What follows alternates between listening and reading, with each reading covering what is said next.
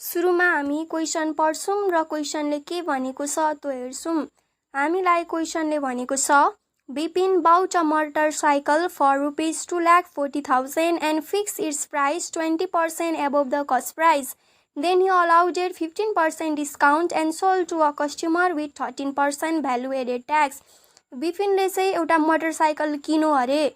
Bought भन्ने बित्तिकै त्यो जहिले सीपी हो भन्ने बुझ्नुपर्छ र सीपी कति छ 2,40,000 कतिमा किन्यो अरे 2,40,000 बाउट भन्ने आको छ भने त्यो सीपी हो भन्ने बुझ्नुपर्छ जुन कति छ 2,40,000।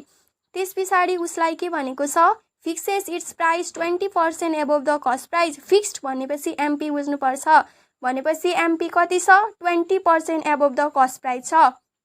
Then he allowed 15% discount छ 15% and sold to a customer with 13% value added tax र भ्याट कति छ 13% छ।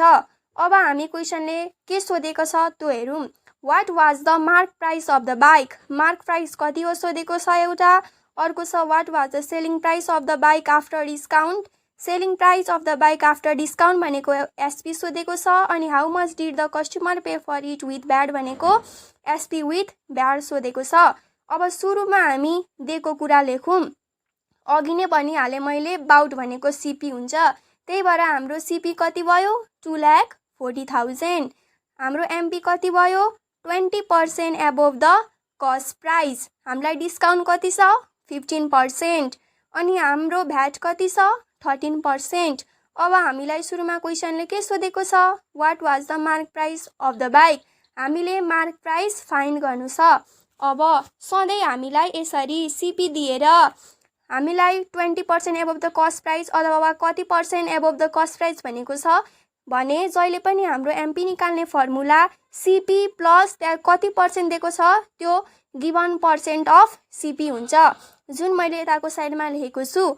मैले MP equals to CP plus given % of CP लेखेको छु। मलाई सीपी 2,40,000 दिएकै थियो प्लस मलाई डिस्काउन्ट 20% दिएकै थियो मैले 20% लेखेँ अफ अनि मलाई सीपी 2,40,000 दिएकै थियो त्यो लेखेँ।